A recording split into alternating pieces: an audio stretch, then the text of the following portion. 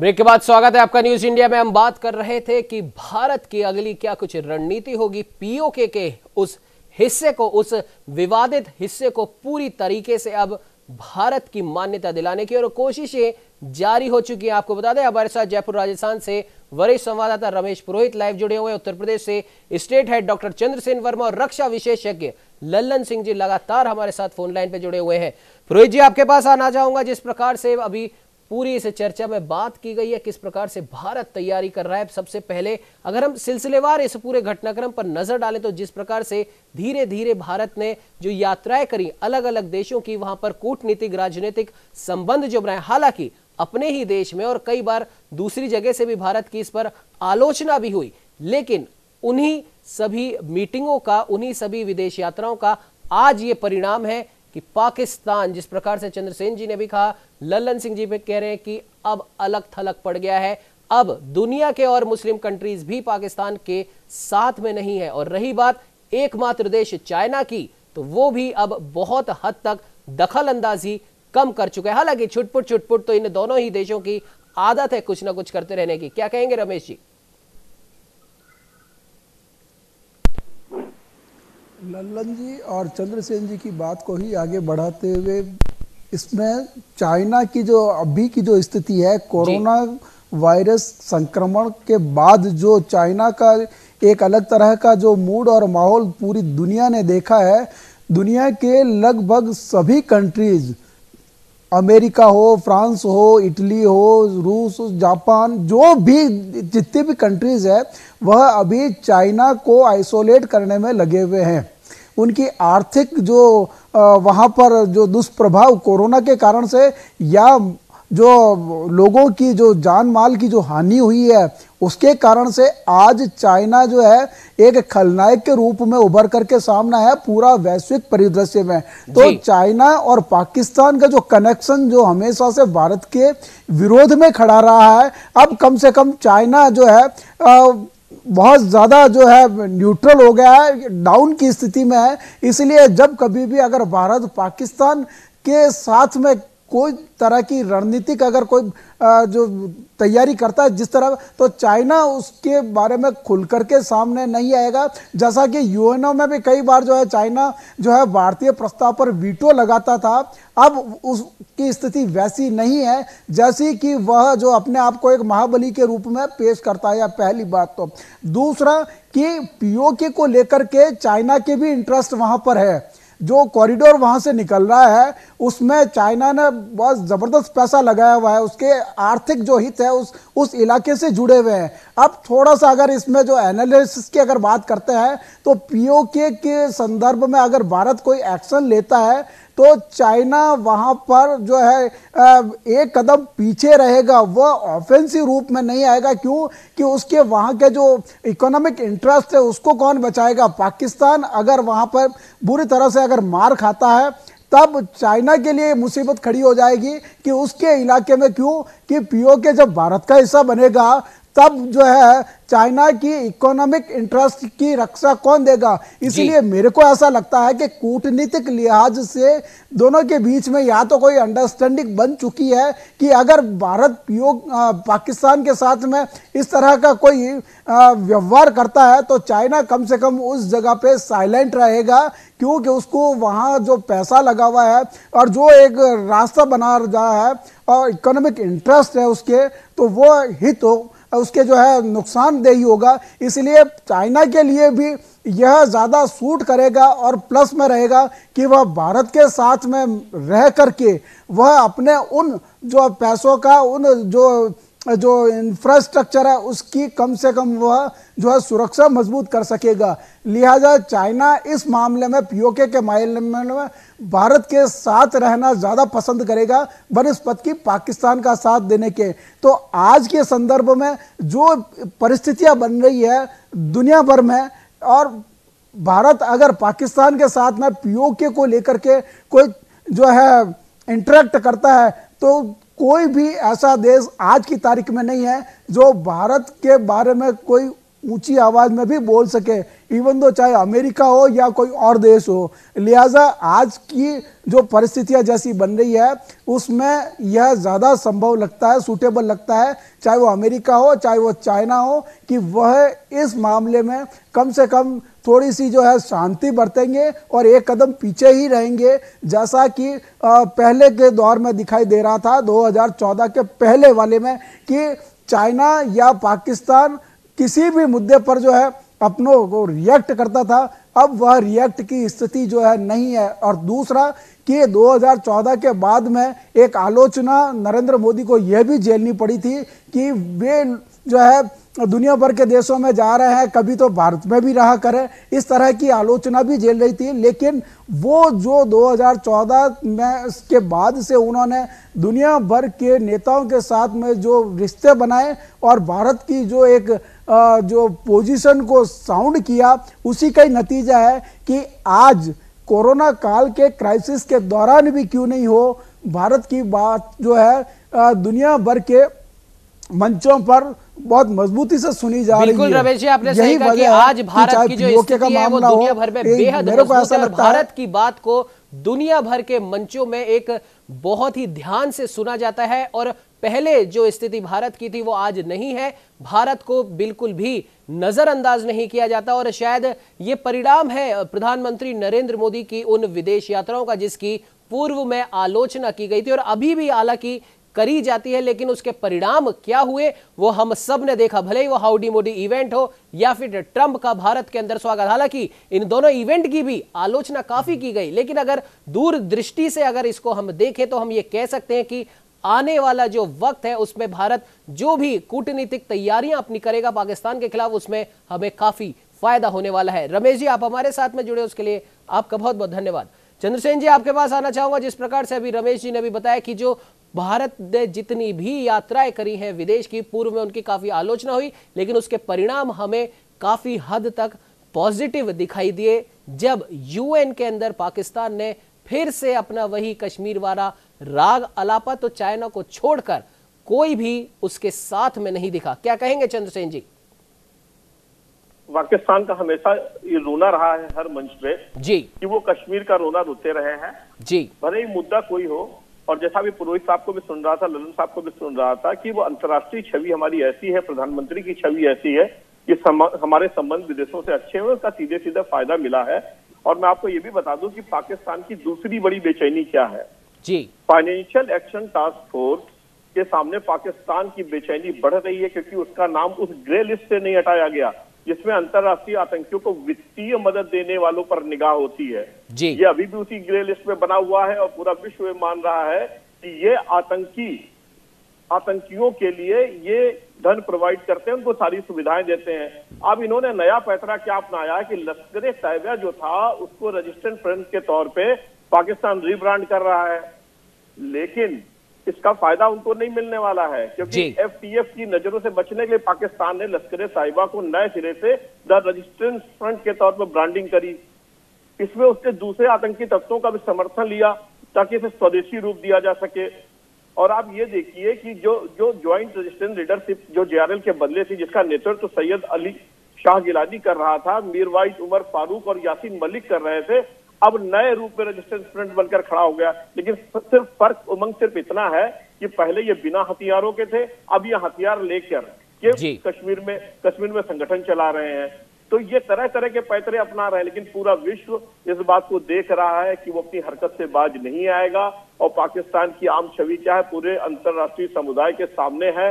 ये कितने भी नाम बदल लें, ये किसी तरह की भी हरकत कर लें, लेकिन इनकी आतंकवादी की छवि, उनको समर्थन देने की छवि, ये हमेशा अंतर्राष्ट्रीय समुदाय के सामने है और इसको हर व्यक्ति जानता है। उमंग जी बिल्कुल चंद्रसेन जी, आपने सही कहा कि अब अंतर्राष्ट्रीय मंच पर भी पाकिस्तान की जो छवि है, जो उसको ग्रे लिस्ट में डाला गया है और धीरे धीरे उसकी जो भी रणनीतियां वो भारत के खिलाफ अपनाता है या किसी और देश के खिलाफ अपनाता है उससे सब वाकिफ हो चुके हैं। और शायद यही एक सबसे प्रमुख वजह है कि पाकिस्तान की हर साजिश अब नाकाम हो रही है, इसलिए उसके पास अपना वही पुराना जो उसका हथियार है आतंकवाद की घुसपैठ कराना, वो लगातार इस कोरोना संकट काल में भी इतनी समझ वहां के नेताओं में, वहां के हुक्मरानों में नहीं है कि कोरोना का संकट काल चल रहा है तो बजाय कब्रिस्तानों का निर्माण करवाने के, बजाय आतंकवादियों की घुसपैठ करवाने के, अपनी जनता को ठीक करने के लिए, मेडिकल की सुविधाओं को और एनहांस करने के लिए अगर वो ध्यान दे तो शायद उसका भी भला हो,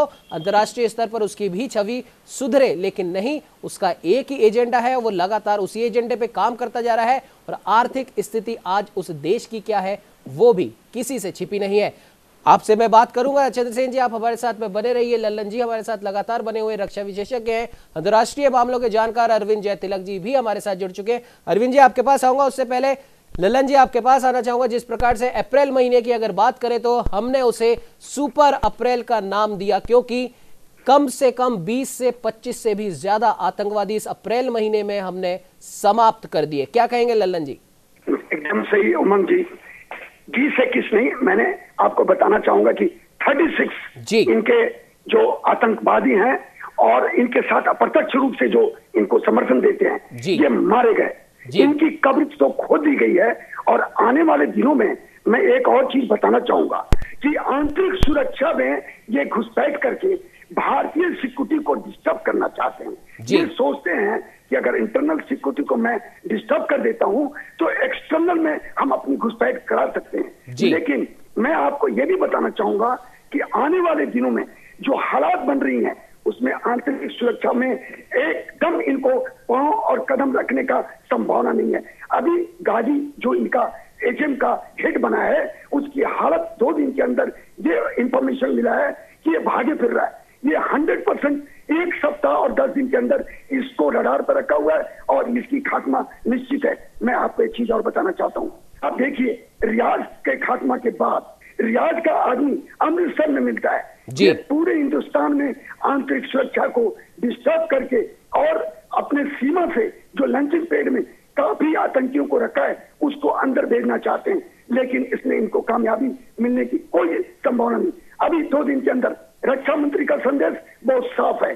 जनरल साहब का जो बयान है वो बहुत क्लियर है। मैं सीनियर साहब का भी बयान को बताना चाहूंगा कि ये कमांडर नहीं है, ऐसे गाजी और कितने गाजी आते रहते हैं, इनका कोई वैल्यू नहीं है। अब यासीन मलिक हो, गिलानी हो, जो अप्रत्यक्ष हो या प्रत्यक्ष हो, इनके ऊपर नजर है।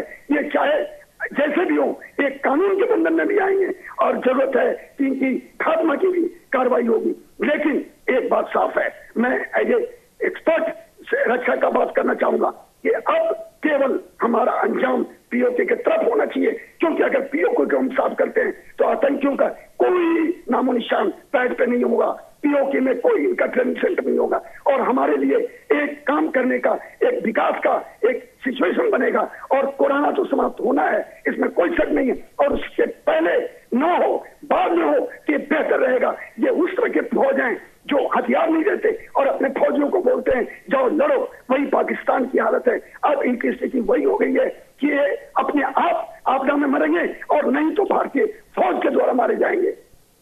बिल्कुल ललन जी, आपने सही कहा और यही स्थिति अब कुछ ही दिनों में होने वाली है और इसके जो प्लानिंग जो हो रही है, जिस डायरेक्शन में हो रही है, वो भी यही दर्शाती है। ललन जी, आप हमारे साथ में जुड़े, अपना बहुमूल्य वक्त आपने दिया, उसके लिए आपका बहुत बहुत धन्यवाद।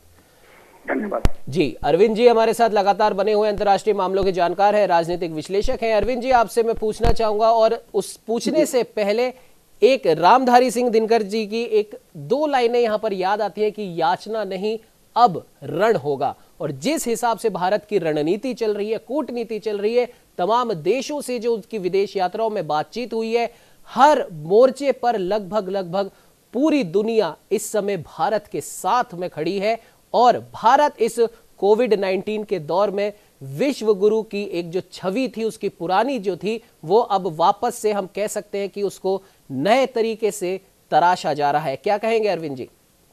जी बिल्कुल, आप उमंग जी सही कह रहे हैं। भारत की छवि जो है निखर करके आई है और छवि उसी की निखरती है जो संसार के लिए कुछ करता है। जी। भारत शुरू से वसुधैव कुटुंबकम वाला देश रहा है अपने आगे की थाली खींच करके अपने आगंतुक को, अतिथि को, पड़ोसी को देता आया है। स्वाभाविक रूप से आज भी वो परंपरा चरितार्थ हो रही है। इस कठिन परिस्थिति में भी भारत किस तरह से अपने पड़ोसी देशों को, बगल जो देश है उनको मदद कर रहा है, किसी से छिपा हुआ नहीं है।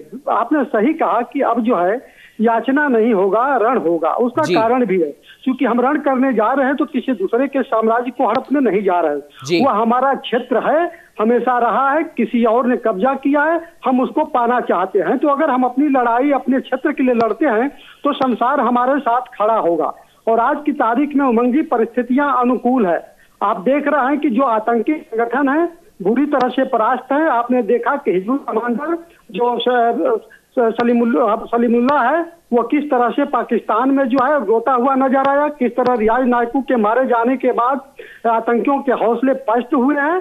और दूसरी महत्वपूर्ण बात कि जो पाकिस्तान का जो कंधे पर हाथ रखा हुआ है, सिर पर जो बरद हाथ किए हुए है चीन, वह भी संकट से घिरा हुआ है। चीन के ऊपर पूरे संसार की भ्रष्टी तनी हुई है। हालांकि चीन जो है सिक्की में जरूर भारत को उलझा करके दुनिया का ध्यान और अपने देश की जो जी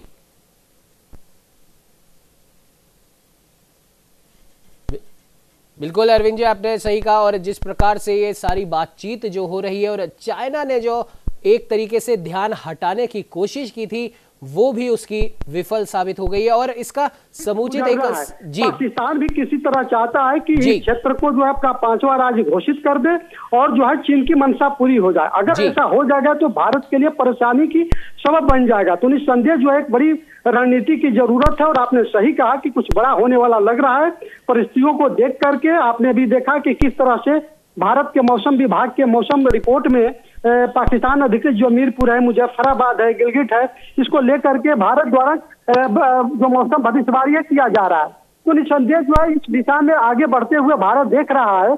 और यह जरूरी भी है कि एक संप्रभु राष्ट्र अपनी जो साम्राज्य सीमा है उसको सुरक्षित करे और उसे अछूत बनाए रखे। उमंग जी बिल्कुल अरविंद जी, आपने सही कहा, जरूरी भी। और हर इंसान का ये कर्तव्य भी होता है कि वो अपने घर की सुरक्षा करे और उसकी अपने घर की संपूर्ण सीमा का भी ध्यान रखे।